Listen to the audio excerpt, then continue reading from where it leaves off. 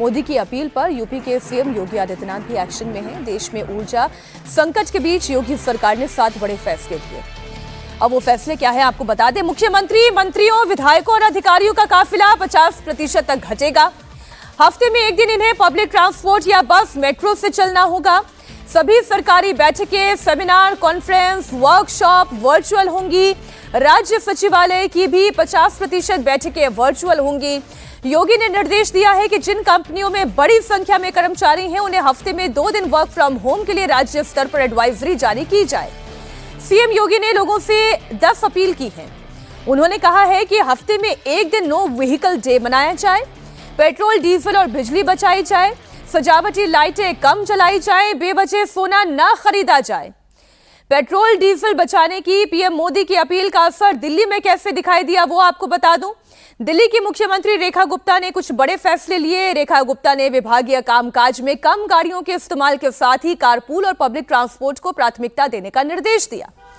रेखा गुप्ता ने दिल्ली वासियों से कटौती में सहयोग की अपील की। प्रधानमंत्री मोदी की अपील को आम जनता के साथ ही सरकार के मंत्री और विधायक भी इसका पालन कर रहे हैं। दिल्ली सरकार में मंत्री कपिल मिश्रा ऑफिस जाने के लिए मेट्रो से सफर करते हुए नजर आए। अब ये तो हुई कोई बात, जब आप मेट्रो से ट्रैवल करेंगे, जब आप पब्लिक ट्रांसपोर्ट इस्तेमाल करेंगे, तब उस अपील का असर ज्यादा होगा, बजाय इसके कि आप केवल लिख दें और आप खुद उसे अपनी जिंदगी में अमल में ना लेकर आए, तो उससे बात नहीं बनेगी। तो देश क्राइसिस में है, पहली बात तो अजीत जी ये बात साफ है ना। दूसरी बात यह है कि संकट काल में बचत के मंत्र के साथ तो चलना ये हमारी जरूरत भी है और हमारी मजबूरी भी है, हमारे पास और कोई ऑप्शन नहीं है, ये दूसरी बात है। और तीसरी राजनीतिक बात भी है सर। राजनीतिक बात यह है कि विपक्ष ये कह रहा है कि अभी भी सरकार जनता से ही सहयोग चाह रही है, उनके पास कोई फॉर्मूला, कोई मंत्र नहीं है बचने का। देखिए, अब तो जो अपोजिशन में रहता है वो इस तरह की बातें करता है। अगर इस समय भाजपा अपोजिशन में होती तो वो भी ऐसी बातें करती।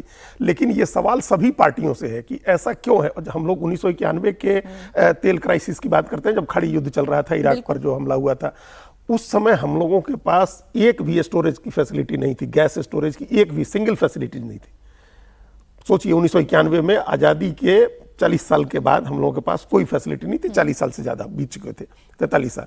हम लोग उसके बाद 2 फैसिलिटीज बनी गैस को लेकर के, विशाखापट्टनम में और बेंगलुरु में, और एक और फैसिलिटी। तो ये सब उसके बाद डेवलप की हम लोगों ने। तो अब ये क्राइसिस का एक सबक होना चाहिए। देखिए, इतिहास से सबक नहीं लेता है वो आदमी, उसको हिस्ट्री के फुटनोट में जगह नहीं मिलती है। ये बड़ी कहने की बातें हैं, लेकिन ये सही बात है। हम लोग क्राइसिस से सबक नहीं ले रहे हैं।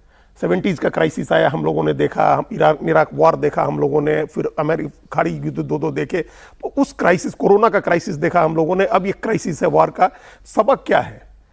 ये जो अभी हम लोग कर रहे हैं ये सब प्रतीकात्मक चीजें हैं। इनसे कोई बहुत ज्यादा असर स्टॉक पर नहीं पड़ जाएगा। हम लोग जहां पर कई मिलियन बैरल्स का तेल हम लोग खर्च कर रहे हैं, वहां अगर 10-20 गाड़ियों में तेल बचेगा तो उसका कोई बहुत वास्तविक असर नहीं होगा। मैं जो परसेंटेज जो सामने रख रही हूँ सर, इस पर आप भी टिप्पणी करिएगा, क्योंकि क्रूड ऑयल हो, सोने की खरीदारी हो, खाद्य तेल, फर्टिलाइजर और विदेश यात्रा, अब कहने को आप ये कहें कि ये 10% की कटौती इंपैक्ट क्या करेगी। क्रूड ऑयल की ही बात करें, $13.5 अरब की बचत होगी अगर हम ये बचत कर पाने में कामयाब होते हैं तो।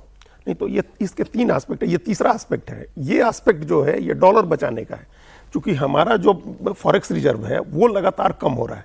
क्योंकि जब तेल की कीमतें बढ़ेंगी तो हमारा आयात का बिल बढ़ रहा है, इंपोर्ट बिल बढ़ रहा है, उसमें डॉलर जा रहा है। हमारे यहाँ इन्वेस्टमेंट कम हो रहे हैं, डॉलर उसकी वजह से भी नहीं आ रहा है। अभी खाड़ी से रेमिटेंसें जाने बंद हो गए, जो डॉलर में आते थे उसकी वजह से कम हो रहा है। FII जो हैं, जो फाइनेंशियल इंस्टीट्यूशंस हैं, जो वो उनका अपने पैसे निकाल रहे हैं। कल ही 8,500 करोड़ रुपए की बिकवाली हुई है कल शेयर मार्केट में। तो ये पैसे डॉलर निकल रहे हैं, रुपए की कीमत गिर रही है, उसके लिए मार्केट में डॉलर देना पड़ रहा है। तो ये डॉलर बचाने का उपाय एक तीसरा एस्पेक्ट है। एक एस्पेक्ट है कि हमारे पास कमी है, दूसरा एस्पेक्ट है कि कीमत बढ़ी हुई है, और तीसरा एस्पेक्ट है कि डॉलर बचाना है। ये तीन चीजें हैं। कमी हमारे पास इसलिए है क्योंकि हमारे पास स्टोरेज नहीं है, हमारे पास अभी सप्लाई चेन पूरी तरह से प्रभावित हो गई है वेस्ट एशिया के क्राइसिस की वजह से, और जो रूस पर पाबंदी लगी थी, ईरान पर पाबंदी लगी, इसकी वजह से हमारे पास शुरू से पहले से ही कुछ चीजें प्रभावित होने लगी थी। तो एक तो उसको ठीक करना है, सप्लाई चेन ठीक हो, हमारा स्टोरेज बढ़े। एक तो पहला संकट उसको दूर करेंगे। दूसरा है कीमत का। अब कीमत बढ़ानी पड़ेगी, क्योंकि कीमत हम लोग लगातार ब्लीड कर रही है भारत की ऑयल मार्केटिंग कंपनियां। और अभी एक रिपोर्ट हम देख रहे थे जिसमें कहा गया है कि इस फाइनेंशियल ईयर के पहले 3 महीने में, पहली तिमाही में, मतलब अप्रैल से जून में ऑयल मार्केटिंग कंपनियों को इतना नुकसान होगा जितना पिछले पूरे साल में उनका मुनाफा हुआ है। पिछले पूरे साल में फाइनेंशियल ईयर में 70,000 करोड़ का मुनाफा था, इस 3 महीने में उससे ज्यादा का नुकसान। लेकिन जो बात आपने जहां से बात शुरू की कि हमने क्राइसिस में क्या सीखा, अब अगर 40 साल तक कोई गैस रिजर्व तैयार नहीं कर पाया तो वो कांग्रेस पार्टी से सवाल पूछे आप स्टोरेज कैपेसिटी क्यों नहीं बना पाए।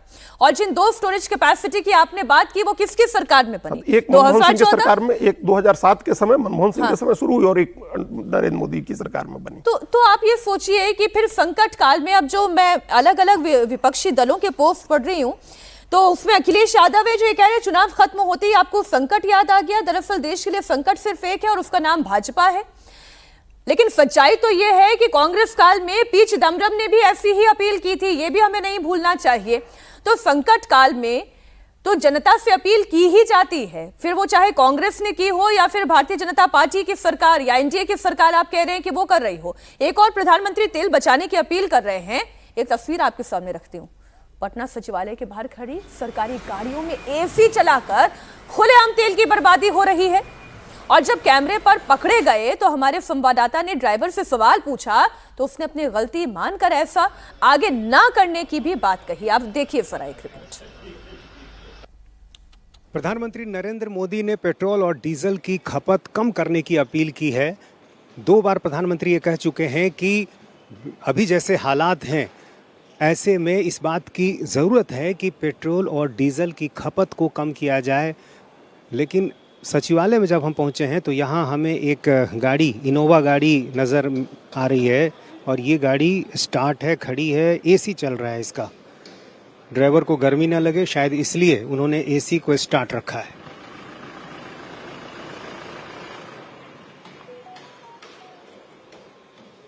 अब हमारे कैमरे को देखते ही गाड़ी बंद कर दी इन्होंने। गाड़ी खड़ी है, एसी चल रही है, इतनी देर से गाड़ी खड़ी है, एसी चल रहा है और प्रधानमंत्री कह रहे हैं कि पेट्रोल डीजल की जो खपत है वो कम कीजिए। फिर भी ऐसा क्यों? एसी नहीं चला रहे थे सर। हमारे कैमरे में कैद है, एसी चल रहा है। अब सही बता दीजिए।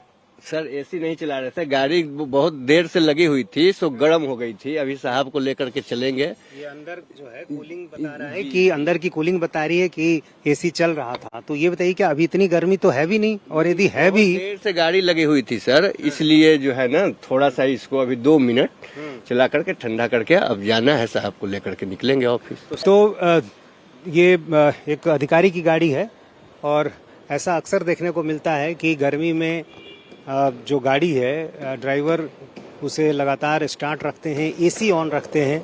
चूँकि जाहिर है पैसा सरकार का जाता है तो इस बात की चिंता भी नहीं होती है। हालांकि ये भरोसा दे रहे हैं कि अब आगे इस बात का वो ध्यान रखेंगे।